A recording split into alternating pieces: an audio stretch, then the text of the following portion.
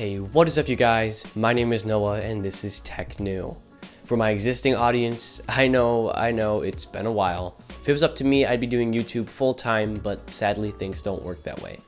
The second half of second semester is always extremely difficult to keep up with, which leaves me little to no time to do what I love, creating content. Anyways, in the meantime, I've been planning to review this product I have here today ever since it arrived at my doorstep 2 weeks ago. And honestly, I'm glad I waited because I have gotten a good feel for how this product performs in the extended time I've been able to use it. The product I'm going to review today is the Addison battery case for iPhone 5, 5S, and SE. You can pick up this battery case for $21.99 off of Amazon in one single color, black. So if you're a person who's looking for a plethora of color options, I suggest you stop wasting your time and look elsewhere. Otherwise, continue watching. There were two main reasons why I bought this case. Number one, my OtterBox commuter series was legit falling apart, and two, battery life on the 5S is god awful. Maybe it's just my phone, as I do habitually charge with the iPad power brick, or most likely the battery within the iPhone 5S wears out over time and becomes utter garbage. I mean, really, have you ever opened Snapchat on the 5S? Every time I glance at the battery icon when in-app, the charge decreases by 1 or 2%. On a typical school day, I would use my phone heavily in the morning and very infrequently throughout the day, and come home with about 50% charge remaining.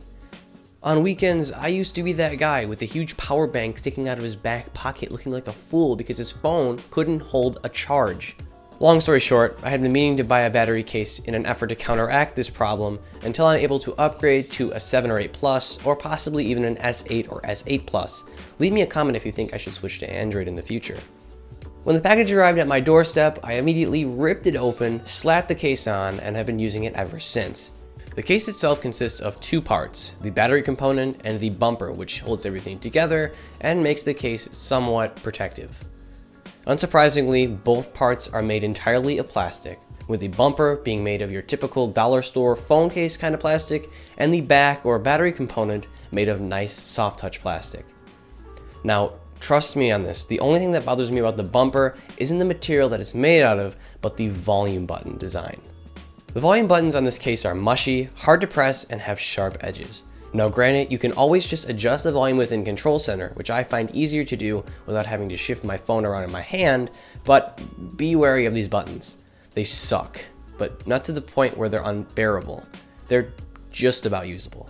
Now, I was afraid this case was going to add noticeable bulk and weight to my phone, which it most definitely did. The entire package, which is the case and the phone together, is an advertised 16mm thick in comparison to the 5S's standalone thickness of 7.6mm. The case also adds about 75% more weight to your phone as well. But surprisingly, the additional mass and volume, at least for me, is a welcome change. I've actually found that I can now more comfortably use and grip my phone, as this case has nice rounded ergonomic corners and offers much more surface area to grab onto. The additional weight isn't a problem either. As with any battery case, it's just something you have to get used to over time. Now, with most battery cases for the iPhone come 3 more compromises: the loss of the lightning port, sound redirection from the bottom facing speaker of your phone to the front of the case through a cutout on it, and the need for an adapter to use headphones. In regards to these 3 compromises, they are really non-issues and don't obstruct or take away from my experience using this case. For one, this case in particular allows you to charge and sync directly through its micro USB connector.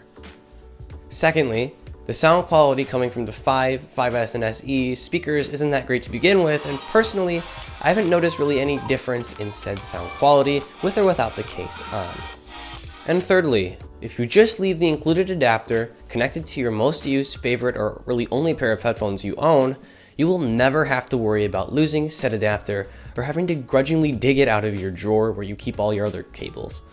The last 2 things I want to talk about concerning this case's design are the camera cutout and battery toggle.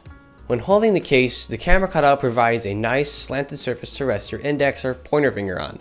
And lastly, the sleek looking battery toggle consists of a recessed shiny plastic or metal button and a blue LED indicator which displays the charge of the battery case. Overall, the design of this case is adequate, especially considering its sub $25 price point. Referring to my own score system, I'd rate its design a solid 6.5 out of 10. With that all out of the way, we can now get on to what really matters: how this battery case performs. As I mentioned, before buying and using this case, my phone barely lasted me an entire day of light usage and not even half a day of medium to heavy usage without the help of an external battery pack. Since I started using this case, screen on time seems to have at the minimum doubled in my experience with my 5S, as accurately described on the product's packaging. This also makes sense mathematically, as the battery within the 5S is 1,570 mAh and the battery within the case is an advertised 2,200 mAh. If we take Atteston's word for it, in theory, this case will give you 140% more battery life. This is how I use my case. Every morning I unplug my phone and case from the wall and let the case continue to charge my phone as I use it until its battery runs out. I then continue to use my phone running on its own internal battery until it dies or I plug it in.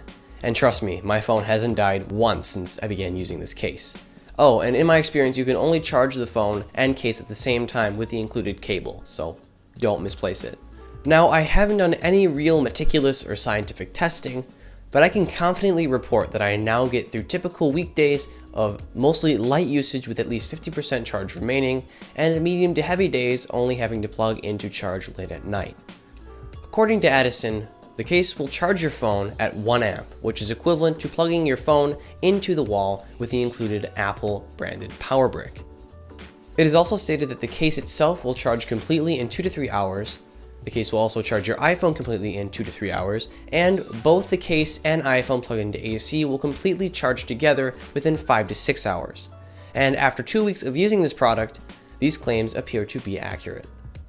Overall, considering how this case performs at its price point, I give it a generous score of a 9 out of 10. That leaves this case with a final summative score of a 7.5 out of 10. Be aware that the negative ratings on Amazon are almost entirely in response to faulty, non-functional units. I have massively benefited from this case, and if you are an iPhone 5 or 5S user who struggles to make it through the day off a single charge, I highly recommend you pick this case up. And that about wraps things up. I hope this video helped you out, and I would really appreciate it if you'd leave a like on this video, comment if you have any questions or suggestions, and subscribe for more content like this. If you do decide to subscribe, be sure to enable upload notifications by clicking the bell icon so you can be a member of the Tech New Notification Squad. As always, other than that, I will catch you all in the next one. Bye now.